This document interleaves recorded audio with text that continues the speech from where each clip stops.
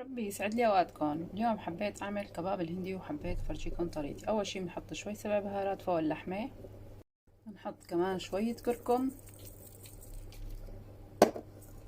بنحط فلفله ناعمه،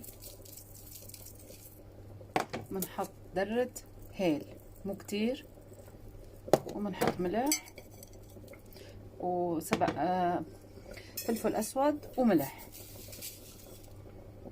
بعد ما هيك كورناهم بنحط عليهم شويه زيت وبنحطهم بالفرن.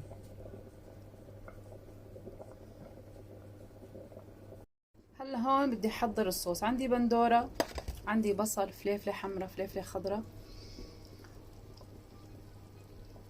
بنحط عليه من شوي هذا الصوص كمان. بنرجع بنحط بهارات فلفل اسود، شوية كركم، حبة هيل، شوية فليفلة، شوية سبع بهارات وملح. بنحطهم على الغاز. هلا بنحط لهم شوية زيت بنحطهم على الغاز ليتعقدوا عندي كتير منيح.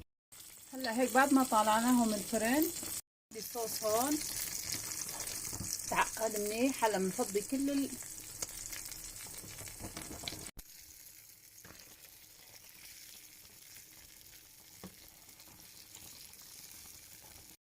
وهلا هيك بنطفي عليها وقت بنصبها.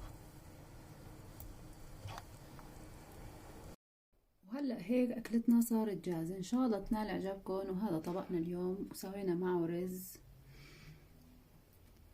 صحة والف هنا يا رب. رمضان كريم علينا وعليكم.